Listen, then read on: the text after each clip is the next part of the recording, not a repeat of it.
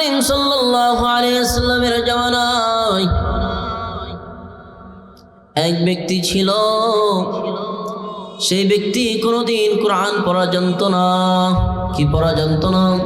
কোরআন পড়া জানতো না, কিন্তু কোরআনকে প্রচুর পরিমাণ মহব্বত করত।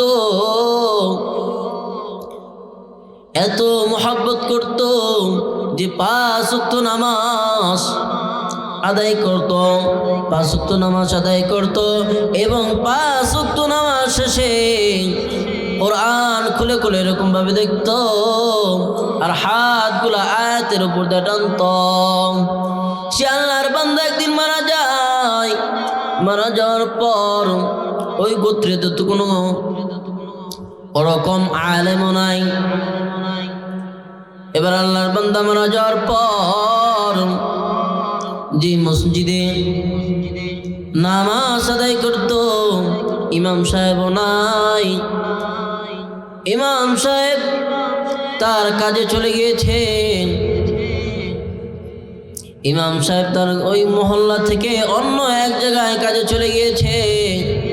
এবার আল্লাহর বান্দা মারা গিয়েছে, ইমাম সাহেব নাই, জানাজা পড়াবে কে? ওই গোত্রেতে এমন কোনো মানুষ নাই যে সে জানাজা পড়াবে, এরকম কোনো ব্যক্তি নাই। দেখ আল্লাহর ওলি ওই রাস্তা দিয়ে প্রতিদিন নিয়মিত যায়, তার কাজে যায়। ওই আল্লাহর ওলি ব্যক্তি নবীওয়ালা আদর্শ ব্যক্তি ছিল, চাঁদদারি ছিল, লম্বা জামা ছিল, মাথায় টুপি ছিল, কিন্তু ওই আল্লাহর ওলি ব্যক্তি ওরকম কোনো আলেমও না, কোনো মুহাদ্দিসও না, ওরকম কোরআন পড়াও জানতো না। শুধু উলামায়ে কেরাম থেকে শুনতো যে জানাজা নামাজ 4 তাকবীরে পড়তে হবে, 4 তাকবীরে ফরজ এবং দাঁড়া পড়তে হবে এবং দোয়াগুলো জানতো। আল্লাহর ওই ব্যক্তি এবার রাস্তা দিয়ে যাইতেছেন। এবার এলাকাবাসীরা সবাই চিন্তায় পড়ে গেলেন যে আমাদের তো ইমাম সাহেব নাই, এখন এই মৃত ব্যক্তিকে জানাজা পড়াইবে কে, দাফন করবে কে? সবাই চিন্তা পড়ে গেলেন। এবার চিন্তা চেতনার পর সবার মাথায় একটা বুদ্ধি আসলো যে এই রাস্তা দিয়ে তো একজন হুজুর যায়, লম্বা জামাওয়ালা একটা হুজুর যায়, সুন্দর চাঁদদারি, মাথায় টুপি, তে মনে হয় ওনাকে দিয়ে আমরা জানাজা পড়াইব। এবার আল্লাহর ওই ব্যক্তি রাস্তা দিয়ে যায়। যাওয়ার পথে এলাকাবাসীরা আল্লাহর ওই ব্যক্তিকে ধরে বলে, হুজুর আপনার আমাদের এই মৃত ব্যক্তিকে জানাজা পড়াইয়া দাফন করে যেতে হবে, কারণ আমাদের এই গোত্রেতে এখন বর্তমানে কোনো হুজুরও নাই, কোনো আলেমও নাই, এমন কোনো ব্যক্তিও নাই যে সে জানাজা পড়াবে। আল্লাহর ওই ব্যক্তি চিন্তায় পড়ে গেলেন যে এখন কি অবস্থা হবে। বেকাদাই পড়ে গিয়েছেন। এই আল্লাহর ওই ব্যক্তির মাথায় ওই যে চিন্তা এসে গিয়েছে, কারণ জানাজা নামাজ এটা তো পড়ানো কোনো ব্যাপার না, দোয়াগুলা পড়তে হবে, 4 তাকবীরে পড়তে হবে, দাঁড়ায় পড়তে হবে। এবার আল্লাহর ওই ব্যক্তি সঙ্গে সঙ্গে মৃত ব্যক্তিকে জানাজা পড়ায়। এবার আল্লাহর ওই ব্যক্তি তাকে দাফন করে কবরস্থ করে তার চাকরিতে চলে গিয়েছেন। এবার আল্লাহর ওই ব্যক্তি চাকরিতে যাওয়ার পর সকল স্টাফদেরকে ডাক দিয়েছেন যে তোমাদেরকে বেতন দেওয়া হবে, তোমাদের আইডি কার্ডটা দাও, তোমাদের যে কার্ডটা দেওয়া হয়েছিল সেই কার্ডটা দাও। এবার আল্লাহর ওই ব্যক্তি আইডি কার্ড ছাড়া কোনো বেতন পাবো না, কোনো টাকা পয়সা কিছুই পাবো না। আল্লাহর ওই ব্যক্তি এবার ওই গোত্রেতে চলে যায়। গোত্রেতে আসার পর এলাকাবাসীদেরকে বলে যে আমি এই যে কিছুক্ষণ আগে যে মৃত ব্যক্তিটাকে জানাজা পড়াইয়া দাফন করে রেখে গিয়েছি, তো আইডি কার্ড পাইতেছি না, মনে হয় যে আমার আইডি কার্ড না এই কবরস্থানে পড়ে গিয়েছে। যদি আমার সাথে আপনারা একটু সহযোগিতা করতেন যে আমি কবরটা খনন করে আমার আইডি কার্ডটা নিয়ে যেতাম। এবার আল্লাহর আলী ব্যক্তি বললেন, এলাকাবাসীরা সঙ্গে সঙ্গে বললেন যে হ্যাঁ অবশ্যই, যে ঠিক আছে হুজুর চলেন। এবার এলাকাবাসীরা সবাই মিলে কবরটা খনন করে। কবরটা খনন করতে করতে যখন নিকটবর্তী যায়, একটা একটা করে ডাউন সরায়, আর কবরের ভিতর থেকে সুঘ্রাণ আসে আর আলোকিত হয়। এবার কবরটা যখন পরিপূর্ণ খনন করা শেষ হয়ে গিয়েছে, আল্লাহর ওলি ব্যক্তি দেখে যে তার আইডি কার্ডটা সুন্দর ফুলের বাগানের উপরে ঝলমল ঝলমল করতেছে। সুবহানাল্লাহ। এবার আল্লাহর ওলি ব্যক্তি আইডি কার্ডটা আনার পর, কবরস্থান থেকে তোলার পর কবরটাকে সুন্দরভাবে আবার ওরকম ভাবে দাফন করলেন। দাফন করার পর এলাকাবাসীদেরকে বললেন যে এই ব্যক্তির এমন কি আমল ছিল যে তার কবর থেকে সুন্দর মিষ্টি আম্বরে ঘ্রাণ আসে, তার কবরটা এত সুন্দর আলোকিত হয় যে ফুলের বাগান হয়ে গিয়েছে। এলাকাবাসীরা বললেন যে আমরা তো কিছু জানি না, তার পরিবার বলতে পারবে যে তার কি নেক আমল ছিল। এবার এলাকাবাসীরা বললেন যে আমরা তো বলতে পারবো না, তার পরিবার পরিজনরা বলতে পারবে। এবার আল্লাহর ওলি ব্যক্তি বললেন তার পরিবারের সদস্য কয়জন আছে আমার একটু বলবেন, এবং তার পরিবারের নিকটবর্তী আমাকে নিয়ে যান, আমি তাদের সাথে কিছু কথা বলি। আল্লাহর ওলি ব্যক্তিকে তার পরিবার পরিজনদের কাছে নিয়ে গেলেন। তার একটা কন্যা ছিল আর স্ত্রী ছিল, আর কেউ ছিল না। এবার আল্লাহর ওলি ব্যক্তি বাড়িতে ডাকতে বললেন, ও আম্মা জান, আপনার বাবার এমন কি নেক আমল ছিল আমার একটু বলেন। আম্মা জান ভিতর থেকে ডাকতে বললেন, ও হুজুর, আমার বাবার তো এমন কোন নেক আমল ছিল না। আমার বাবাকে আমি শুধু দেখতাম আমাদের ঘরের তাকের পড়ে একটা কালো গিলাফ দিয়ে একটা কিতাব ঢাকা, ওই কিতাবটাকে প্রতিদিন গিলাফ থেকে বাহির করে ওই কিতাবটা সুন্দরভাবে খুলে ওই কিতাবের কালো কালো অক্ষরের উপর দিয়ে হাত টানতো আর চোখের পানি ফলাইতো, আর মাওলা কারিমকে বলতো, ও দার মালিক, আপনি যা লিখেছেন, আপনি যা বলেছেন সবই সত্য, সবই সত্য, কিন্তু মালিক আমি তো জানি না, কিন্তু আপনি যা লিখেছেন সবই সত্য। আল্লাহর বান্দা যে মৃত্যুবরণ করেছে, কোরআনের উপর দিয়ে যে হাত ঘুরাইতো, যেখান দিয়া হাতগুলো টানতো, জায়গায় জায়গায় থেকে অক্ষরগুলো মুছে মুছে গিয়েছে।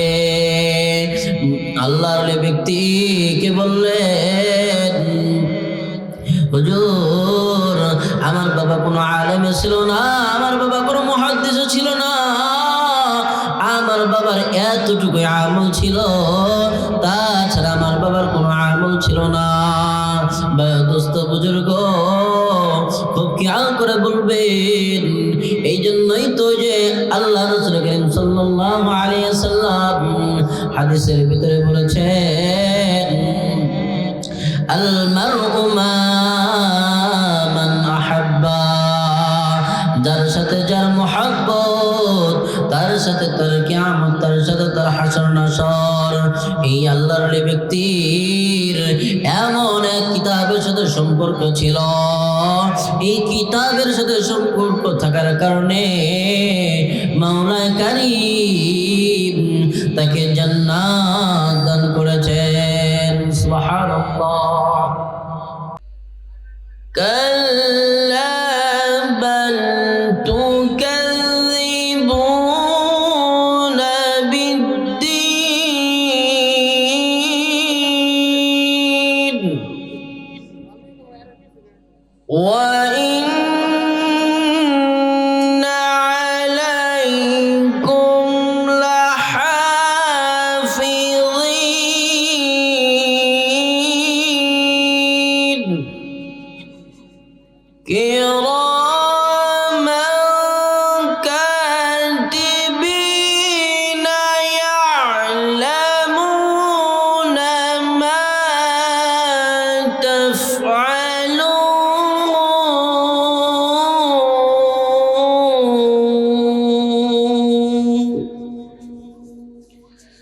إن الأبرار لفي نعيم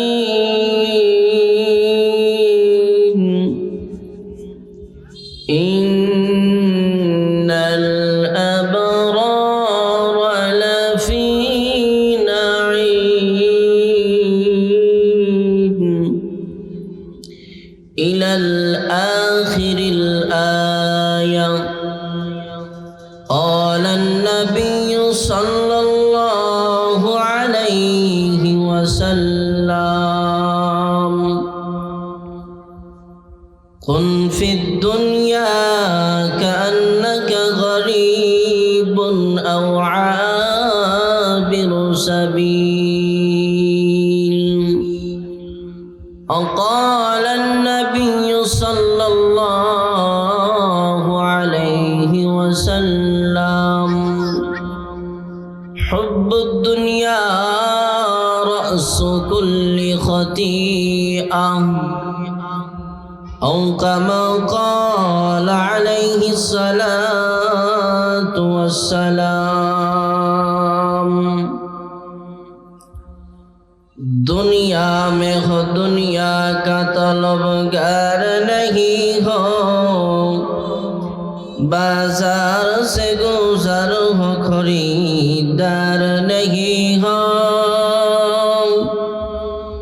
दुनिया में हो दुनिया का तलबगार नहीं हो, बाजार से गुजर हो खरीदार नहीं हो। हे हाथे तुझको जाना एक दिन, कब्र में होगा ठिकाना एक दिन।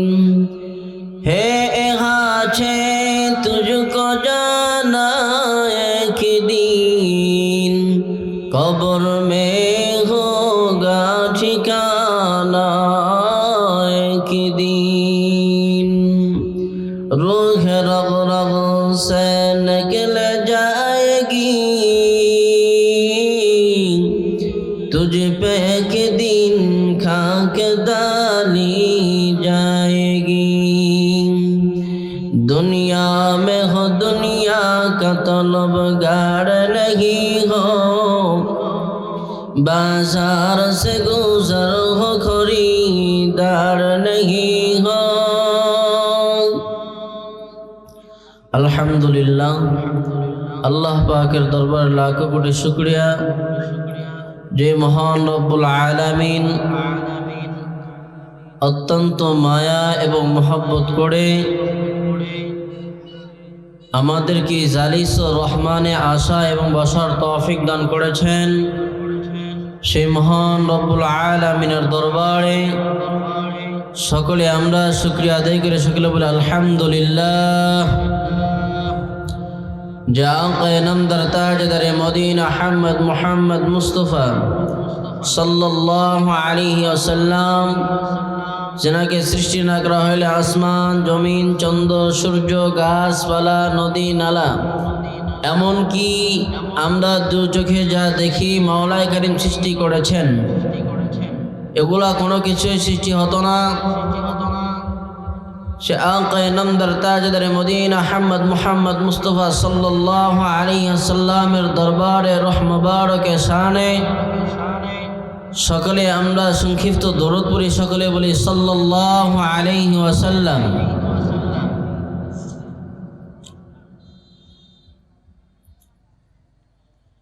الذي خلق الموت والحياة ليبلوكم أيكم أحسن عملا।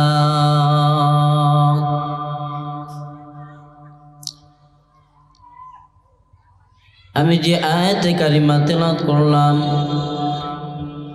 আল্লাহ পাক রব্বুল আলামিন এই আয়াতের ভিতরে বলতেছেন الذي خلق الموت والحياة ليبلوكم أيكم أحسن عملا।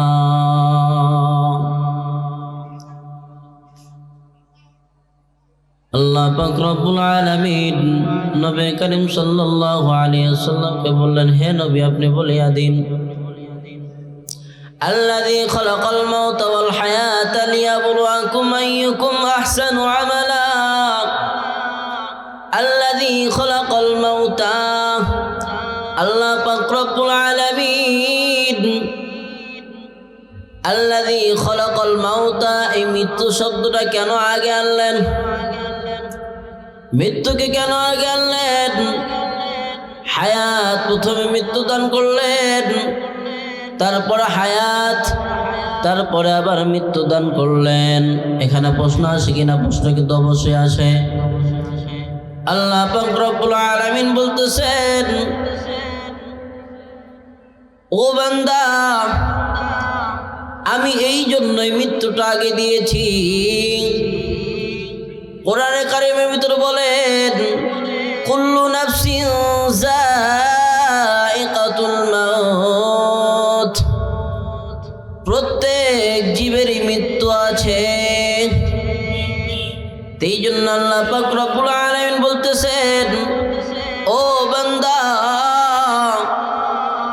এই জন্যই আমি তোমাদেরকে মৃত্যুটা আগে দিয়েছি, কারণ তোমাদেরকে আমি প্রথমে মৃত্যু দান করলাম, তারপর হায়াত দিলাম। কারণ মৃত্যু কি জন্য দিলেন খেয়াল করে রাখুন, আপনাদের বোঝা আসবে না, বলবেন যে হুজুর কেমনে প্রথমে মৃত্যু ছিলাম আমরা।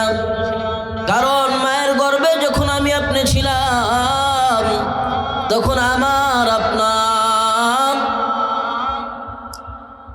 আমি আপনি জীবিত ছিলাম না। মাওলায়ে কারীম আমাকে আপনাকে জীবিত দেন নাই।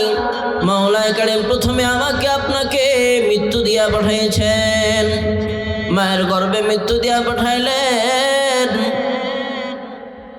4 মাস পর্যন্ত আমরা কিছুই ছিলাম না।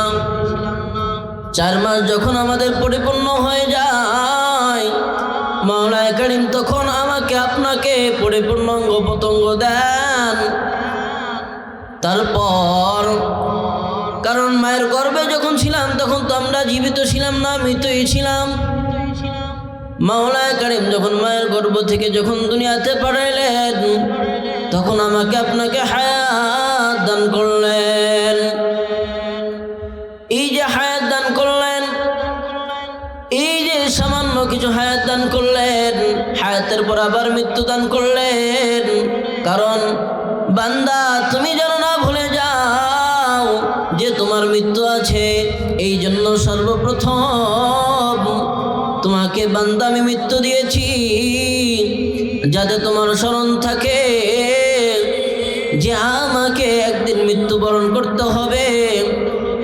পয়গম্বর হাদিসের ভিতরে বলেন, কুন ফিদ দুনিয়া কান্নাকা গরীবুন আও আবিরু সাবিল। আল্লাহ রাসূল করিম সাল্লাল্লাহু আলাইহি ওয়াসাল্লাম হাদিসের ভিতরে বলেন, ও মুসলমান ইমানদার বান্দা, দুনিয়াতে যে সামান্য কিছু সময় মাওলায়ে কারীম তোমাকে আমাকে দিয়েছেন, মুসাফিরের জিন্দেগির নাই, আমাকে তোমাকে দুনিয়াতে পাঠাইছেন শুধু পরীক্ষা করার জন্য।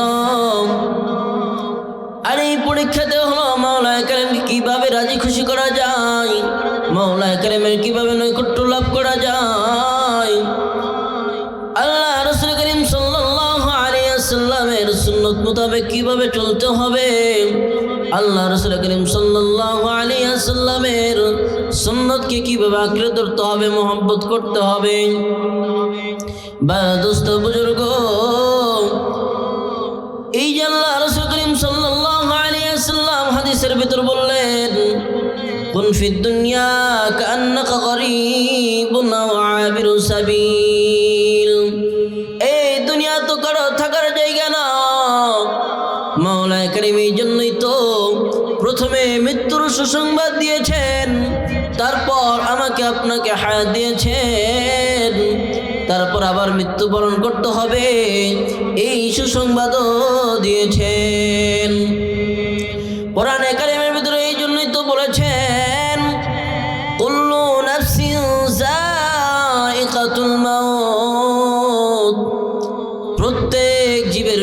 মৃত্যুবরণ করতে হবে অনিবার্য।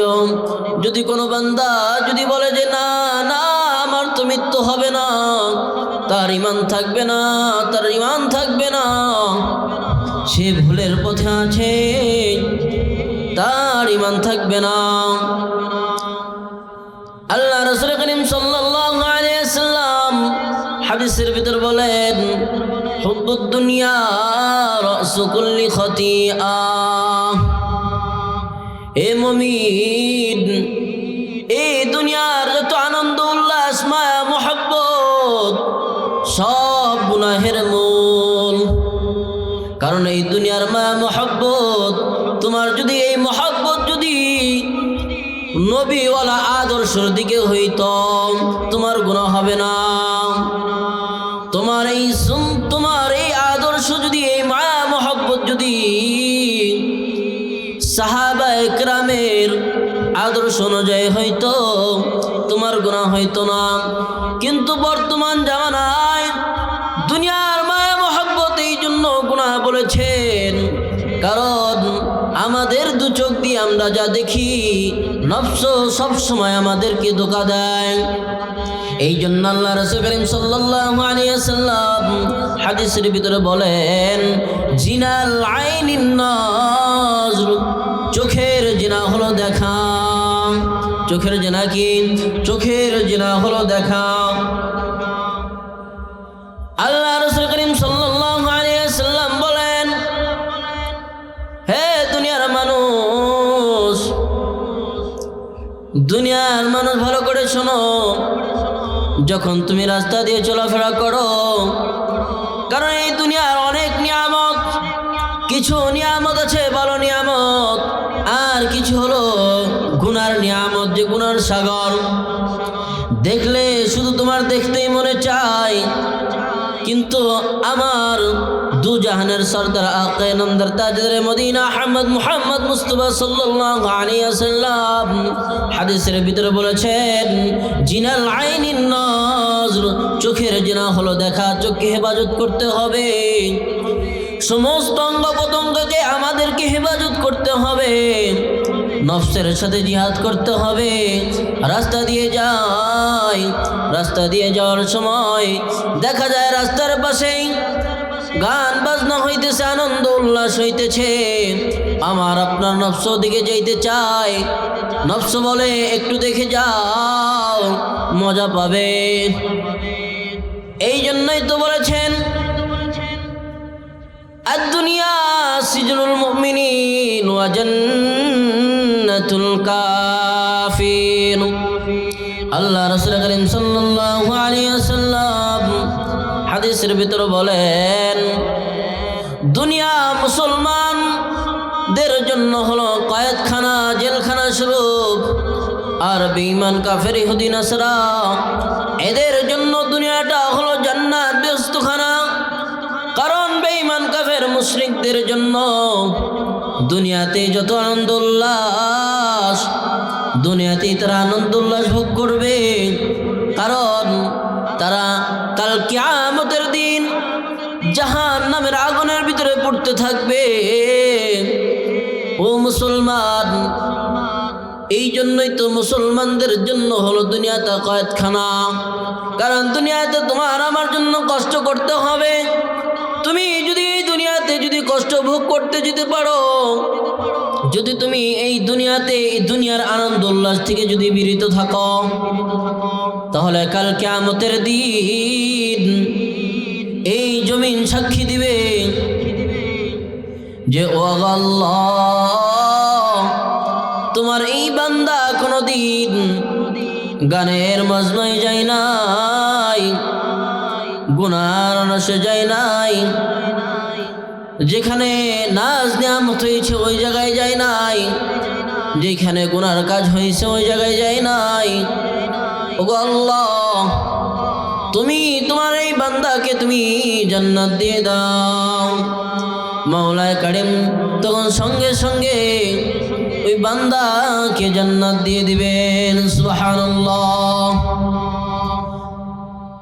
আর বেঈমান কাফের মুশরিকদের জন্য এই জমিন সাক্ষী দিবে, ওগো আল্লাহ, করেছিলাম, কিন্তু আমার উপরে এত বেবিচার করেছে, এত আনন্দ উল্লাস ভোগ করেছে না ফরমান। আল্লাহ তোমার এই বান্দাগুলা না ফরমান, আমার উপরে মেয়ে গান বাজনা করেছে, গানের আসর বসাইছে। ও মালিক, তোমার এই বান্দা কোনোদিন মসজিদে যায় নাই, মসজিদ সাক্ষী দিবে। এই জন্যই তো আল্লাহ রাসূল করিম সাল্লাল্লাহু আলাইহি ওয়াসাল্লাম হাদিসের ভিতরে বলেন,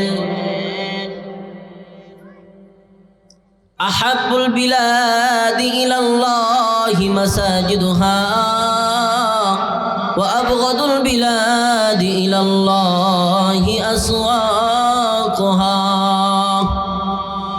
এই দুনিয়াতে যত জায়গা আছে, যত স্থান আছে, সর্বোচ্চ উত্তম স্থান, উত্তম মাকাম হলো মসজিদ। আর সর্বোচ্চ নিকৃষ্টতম জায়গা হলো বাজার। এই মুসলমান, আমরা যখন বাজারে যাই, বাজারে যাওয়ার পর চাষটালে বসে একজন আর একজনের গীবত করতে থাকে, শিকায়ত করতে থাকে। কাল কিয়ামতের দিনে বাজার তোমার আমার জন্য সাক্ষী দিবে, বলবে, ও মালিক, আমার এই জায়গায় বসে, আমার উপরে বসে তোমার এই বান্দা একজনের গীবত শিকায়ত নিয়ে কথা বলছে। আল্লাহ, তোমার এই বান্দাকে তুমি যতক্ষণ পর্যন্ত তুমি জাহান্নামে না দিবা, আমি জমিন ততক্ষণ পর্যন্ত ধ্বংস হব না। নাউযুবিল্লাহি মিন যালিক। যদি কাল কিয়ামতের দিন আমার আপনার যদি এই জমিন যদি জাহান্নামের জন্য যদি সাক্ষী দিয়ে দেয়, আমার আপনার জন্য কোনো উপায় থাকবে না। ও মুমিন, ভালো করে খেয়াল করবেন।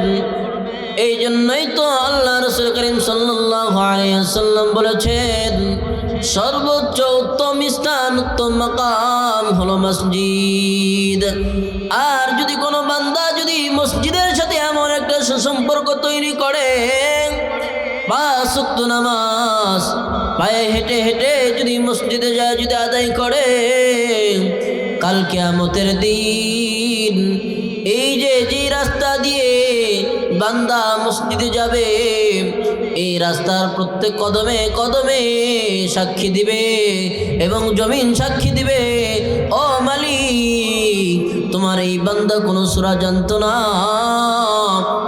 কোনো দোয়া দরুদ জানতো না, ইমাম সাহেবের পিছে তবুও তোমার গোলামি আদায় করেছে, তোমার হুকুম পালন করেছে, তোমাকে বিশ্বাস করেছে, তোমার বন্ধুর উপর ঈমান এনেছে, তোমার উপর ঈমান এনেছে, তোমার বন্ধুর সুন্নাত মোতাবেক আমল করেছে। ও মালিক, তুমি তোমার এই বান্দাকে তুমি জাহান্নামে দিও না, তুমি তোমার এই বান্দাকে তুমি জান্নাতুল ফিরদাউস নসিব করো। সুবহানাল্লাহ। যখন আমার আপনার জন্য জমিন সাক্ষী দিবে, আমার আপনার কপাল না কতই না সৌভাগ্য। আপনাদেরকে একটা উদাহরণ দিয়ে বুঝে আসবেন। আল্লাহ রাসূল করিম সাল্লাল্লাহু আলাইহি ওয়াসাল্লামের জামানায় এক ব্যক্তি ছিল, সেই ব্যক্তি কোনোদিন কোরআন পড়া জানতো না। কি পড়া জানতো না? কোরআন পড়া জানতো না, কিন্তু কোরআনকে প্রচুর পরিমাণ মহব্বত করত। এত মহব্বত করত যে 5 ওয়াক্ত নামাজ আদায় করত, 5 ওয়াক্ত নামাজ আদায় করত এবং 5 ওয়াক্ত নামাজ শেষে কোরআন খুলে খুলে এরকম ভাবে দেখত আর হাতগুলো আয়াতের উপর দিয়ে টানত। সে আল্লাহর বান্দা একদিন মারা যায়। মারা যাওয়ার পর ওই গোত্রে তো কোনো ওরকম আলেমও নাই। এবার আল্লাহর বান্দা মারা যাওয়ার পর যে মসজিদে নামাজ আদায় করত ইমাম সাহেবও নাই। ইমাম সাহেব তার কাজে চলে গিয়েছেন। ইমাম সাহেব তার ওই মহল্লা থেকে অন্য এক জায়গায় কাজে চলে গিয়েছে। এবার আল্লাহর বান্দা মারা গিয়েছে, ইমাম সাহেব নাই, জানাজা পড়াবে কে? ওই গোত্রেতে এমন কোনো মানুষ নাই যে সে জানাজা পড়াবে, এরকম কোনো ব্যক্তি নাই। দেখ আল্লাহর ওলি ওই রাস্তা দিয়ে প্রতিদিন নিয়মিত যায়, তার কাজে যায়। ওই আল্লাহর ওলি ব্যক্তি নবীওয়ালা আদর্শ ব্যক্তি ছিল, চাঁদদারি ছিল, লম্বা জামা ছিল, মাথায় টুপি ছিল। কিন্তু ওই আল্লাহর ওলি ব্যক্তি ওরকম কোনো আলেমও না, কোনো মুহাদ্দিসও না, ওরকম কোরআন পড়াও জানতো না। শুধু উলামায়ে কেরাম থেকে শুনতো যে জানাজা নামাজ 4 তাকবীরে পড়তে হবে, 4 তাকবীরে ফরজ এবং দাঁড়া পড়তে হবে, এবং দোয়াগুলো জানতো। আল্লাহর ওই ব্যক্তি এবার রাস্তা দিয়ে যাইতেছেন। এবার এলাকাবাসীরা সবাই চিন্তায় পড়ে গেলেন যে আমাদের তো ইমাম সাহেব নাই, এখন এই মৃত ব্যক্তিকে জানাজা পড়াইবে কে, দাফন করবে কে? সবাই চিন্তা পড়ে গেলেন। এবার চিন্তা চেতনার পর সবার মাথায় একটা বুদ্ধি আসলো যে এই রাস্তা দিয়ে তো একজন হুজুর যায়, লম্বা জামাওয়ালা একটা হুজুর যায়, সুন্দর চাঁদদারি, মাথায় টুপি, তে মনে হয় ওনাকে দিয়ে আমরা জানাজা পড়াইব। এবার আল্লাহর ওই ব্যক্তি রাস্তা দিয়ে যায়, যাওয়ার পথে এলাকাবাসীরা আল্লাহর ওই ব্যক্তিকে ধরে বলে, হুজুর আপনার আমাদের এই মৃত ব্যক্তিকে জানাজা পড়াইয়া দাফন করে যেতে হবে, কারণ আমাদের এই গোত্রেতে এখন বর্তমানে কোনো হুজুরও নাই, কোনো আলেমও নাই, এমন কোনো ব্যক্তিও নাই যে সে জানাজা পড়াবে। আল্লাহর ওই ব্যক্তি চিন্তায় পড়ে গেলেন যে এখন কি অবস্থা হবে, বেকাদাই পড়ে গিয়েছেন। এই আল্লাহর ওই ব্যক্তির মাথায় ওই যে চিন্তা এসে গিয়েছে, কারণ জানাজা নামাজ এটা তো পড়ানো কোনো ব্যাপার না, দোয়াগুলা পড়তে হবে, 4 তাকবীরে পড়তে হবে, দাঁড়ায় পড়তে হবে। এবার আল্লাহর ওই ব্যক্তি সঙ্গে সঙ্গে মৃত ব্যক্তিকে জানাজা পড়ায়, এবার আল্লাহর ওই ব্যক্তি তাকে দাফন করে কবরস্থ করে তার চাকরিতে চলে গিয়েছেন। এবার আল্লাহর ওই ব্যক্তি চাকরিতে যাওয়ার পর সকল স্টাফদেরকে ডাক দিয়েছেন যে তোমাদেরকে বেতন দেওয়া হবে, তোমাদের আইডি কার্ডটা দাও, তোমাদের যে কার্ডটা দেওয়া হয়েছিল সেই কার্ডটা দাও। এবার আল্লাহর ওই ব্যক্তি আইডি কার্ড ছাড়া কোনো বেতন পাবো না, কোনো টাকা পয়সা কিছুই পাবো না। আল্লাহর ওই ব্যক্তি এবার ওই গোত্রেতে চলে যায়। গোত্রেতে আসার পর এলাকাবাসীদেরকে বলে যে আমি এই যে কিছুক্ষণ আগে যে মৃত ব্যক্তিটাকে জানাজা পড়াইয়া দাফন করে রেখে গিয়েছি, আমার তো আইডি কার্ড পাইতেছি না, মনে হয় যে আমার আইডি কার্ড না এই কবরস্থানে পড়ে গিয়েছে। যদি আমার সাথে আপনারা একটু সহযোগিতা করতেন যে আমি কবরটা খনন করে আমার আইডি কার্ডটা নিয়ে যেতাম। এবার আল্লাহর ওলি ব্যক্তি বললেন, এলাকাবাসীরা সঙ্গে সঙ্গে বললেন যে হ্যাঁ অবশ্যই, যে ঠিক আছে হুজুর চলেন। এবার এলাকাবাসীরা সবাই মিলে কবরটা খনন করে। কবরটা খনন করতে করতে যখন নিকটবর্তী যায়, একটা একটা করে ডাউন সরায়, আর কবরের ভিতর থেকে সুঘ্রাণ আসে আর আলোকিত হয়। এবার কবরটা যখন পরিপূর্ণ খনন করা ব্যক্তি দেখে যে তার আইডি কার্ডটা সুন্দর ফুলের বাগানের উপরে ঝলমল ঝলমল করতেছে। সুবহানাল্লাহ। এবার আল্লাহর ওলি ব্যক্তি আইডি কার্ডটা আনার পর কবরস্থান থেকে তোলার পর কবরটাকে সুন্দরভাবে আবার ওরকম ভাবে দাফন করলেন। দাফন করার পর এলাকাবাসীদেরকে বললেন যে এই ব্যক্তির এমন কি আমল ছিল যে তার কবর থেকে সুন্দর মিষ্ক আম্বরে গান আসে, তার কবরটা এত সুন্দর আলোকিত হয় যে ফুলের বাগান হয়ে গিয়েছে। এলাকাবাসীরা বললেন যে আমরা তো কিছু জানি না, তার পরিবার বলতে পারবে যে তার কি নেক আমল ছিল। এবার এলাকাবাসীরা বললেন যে আমরা তো বলতে পারবো না, তার পরিবার পরিজনরা বলতে পারবে।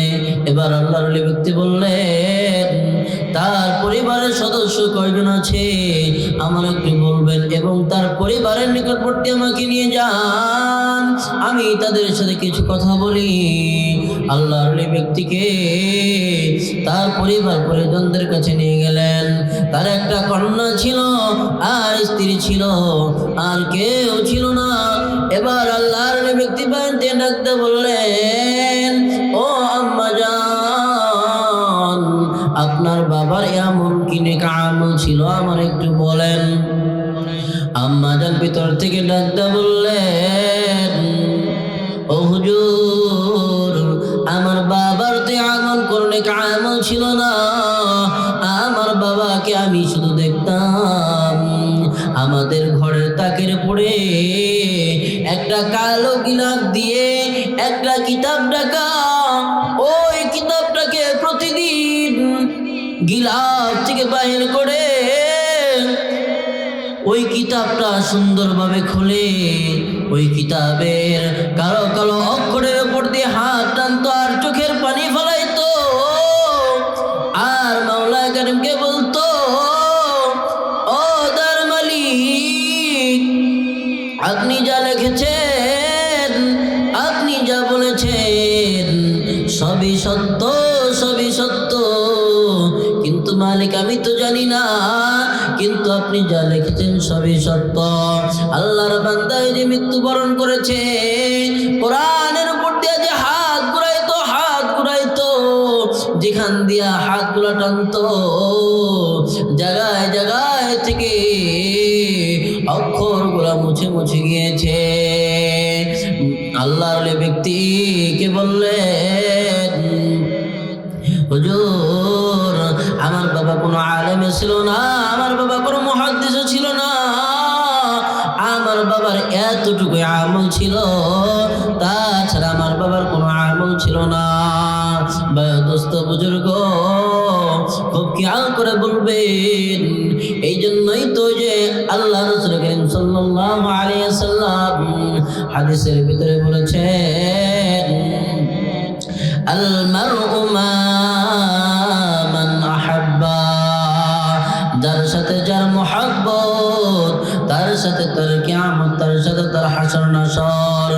এই আল্লাহর ওলি ব্যক্তির এমন এক কিতাবের সাথে সম্পর্ক ছিল, এই কিতাবের সাথে সম্পর্ক থাকার কারণে মাওলা কারীম তাকে জান্নাত দান করেছেন। সুবহানাল্লাহ। শুধু তাই নয়, এই জন্যই তো হাদিসের ভিতরে আসছে, আহাব্বুল বিলাদি ইলাল্লাহি মাসাজিদুহা ওয়া আবগাদুল বিলাদি ইলাল্লাহি আসওয়াতুহা। ও মুমিন, তুমি যার সাথে সম্পর্ক রাখো না কেন, তুমি যদি দুনিয়ার সব মানুষের সাথে সম্পর্ক রাখো, দুনিয়ার সব ভালো মানুষ এবং খারাপ মানুষের সাথে যদি সম্পর্ক রাখো, ওই মানুষ তোমাকে জান্নাতে নিয়ে যেতে পারবে না। আর তুমি যদি মসজিদের সাথে যদি সম্পর্ক রাখো, এই মসজিদ কাল কিয়ামতের দিন যদি তোমাকে, তোমার আমার জন্য যদি সাক্ষী দিয়ে দেয়, তাহলে কাল কিয়ামতের দিন আমার আর তোমার মতো সৌভাগ্য কপাল কারো হবে না। এই জন্য বেশি বেশি মসজিদের সাথে সম্পর্ক রাখা এবং উলামায়ে কেরামদের সাথে সম্পর্ক রাখা, দ্বীনি প্রতিষ্ঠানের সাথে সম্পর্ক রাখা, তলবে ইলমদের সাথে সম্পর্ক রাখা। আলহামদুলিল্লাহ, যে কথাগুলো বললাম সর্বপ্রথম মাওলা কারীম যেন আমাকে আপনাকে আমল করার তৌফিক দান করেন, তারপর আপনাদেরকেও যেন আমল করার তৌফিক দান করেন। আসসালামু আলাইকুম ওয়া রাহমাতুল্লাহ।